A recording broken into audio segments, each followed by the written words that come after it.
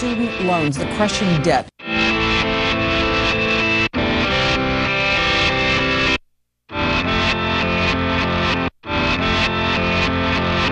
The cost of a college education is rapidly rising, far more than the cost of inflation, more than even the cost of health care, but I don't hear a peep about it in the media. The policy of student loans is a total failure.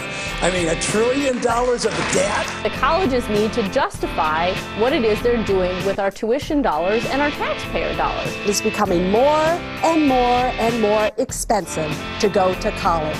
You are seeing the potential of an economically lost generation. And the average debt for a college senior right now is over $25,000. It's time for Congress to stand for the rights of student loan borrowers.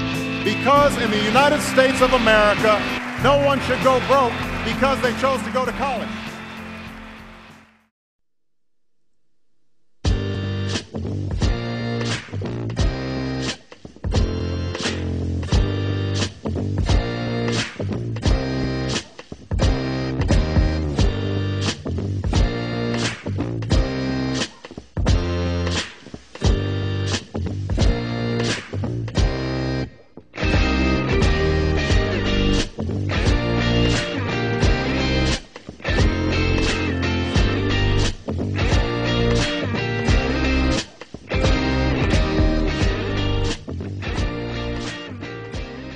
I do think there's pressure. I mean, there's pressure to have students go on to college. And now, having said that, if you look at the data, if you look at the statistics, you'll see that the higher education a person has, the greater probability you have of finding a job you like, and also income. There's no question that the data and the statistics will prove that that is the case. But should everybody go to college? I mean, my personal opinion is I don't think it is right for everyone. And we, in our guidance, in our office, the guidance office, I think we feel a little bit of that pressure. We're supposed to tell everybody to go to college. And I'm not convinced that is the answer for everyone. I'm going to go back to that initial statement I made, though, and I do believe the more education a person has, the better probability they have of finding a job they like and also make more money. Those things are very clearly documented. Whether that's a trade school or not, I would hope that, if I have a student who says to me, I really want to be an auto mechanic, I think I'm going to tell them, let's look at some auto tech schools. I want to be a chef. Let's look at some culinary schools.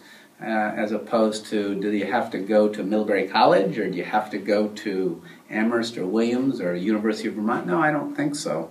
And I would hope that our office is not quite as caught up with thinking there's only one way for that education. And I actually hear our principal talking more globally as well about looking at trade schools and schools where students are learning specific skills as a great option. I don't hear him pushing us to say they have to be four-year colleges. I think, especially in our society, people place this emphasis on you need to go to college in order to be successful.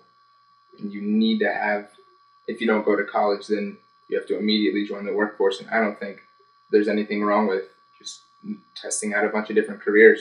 And then if you want to, you can definitely go back to college. Granted, it does give you more opportunities, possibly in the long run, but if you're not happy going to college or happy studying what you're going there for, you never know what will come out in the end. You'll have a load of debt, but no way to pay it off, like with a job that you're happy with. I think it's parents, too, almost more than society, I think. As in, planning a future. I too, because, a lot of places now, you need to have, you need to be college educated in order to even get the job that you want, or any job. Not everyone is right for the good schools, or the best schools, or a 4-year or 2-year school. And we need to stop pretending that everyone should have the same kind of path to educational excellence. Well, I don't know if I really have a plan yet.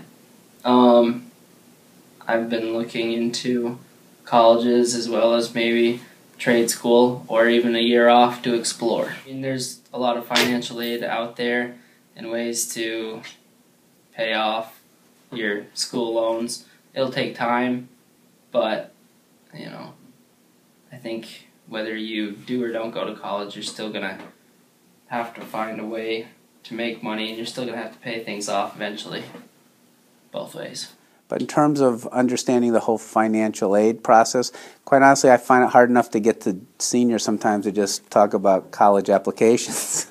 You know, if we had a little more time, maybe. In my experience, here, the guidance counselors have pushed really, I think, towards the college way, but they also will help guide you, you know, if you tell them that you want to take a gap year or look into a trade school, they'll help you go down that path as well. I worry a little bit more about students who actually are planning on going to college at this juncture, but when it really comes down to it, saying, I can't afford this. I think I'm seeing a little more of an increase in that concern. The gap year might be something they decide, so maybe some people doing it more because of the finances. But actually, I don't think that's the best reason to take a gap year. You're never going to save it. A high school student is never going to save enough money in a year of working to actually put a dent in the cost of college. And if you do save money, the colleges expect a higher percentage of that to go towards the college. So it actually backfires for high school students if the goal is to save money for college.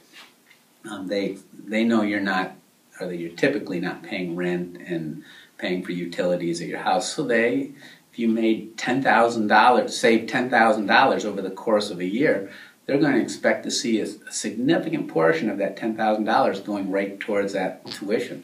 So that's not a great reason, in my opinion, to do a gap year. Having said that, I do think finances have influences students' ultimate decision to go. And Middlebury is an interesting town. You guys have grown up in a small liberal arts college town, a very prestigious liberal arts college town, and so I think there's some just cultural inherent pressure on you guys to feel like this is what I'm supposed to do. Here's Middlebury.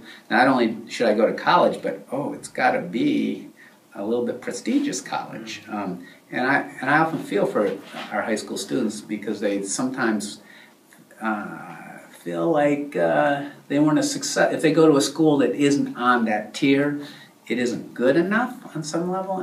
And boy, that's a myth I try to dispel with students. I think there's a lot of great educational opportunities out there for students, whether it's a four-year college, whether it's a technical school. Yeah, you know, Harry, here's where the degree is worth it, but the economics of what you paid for it, the two have to be in balance.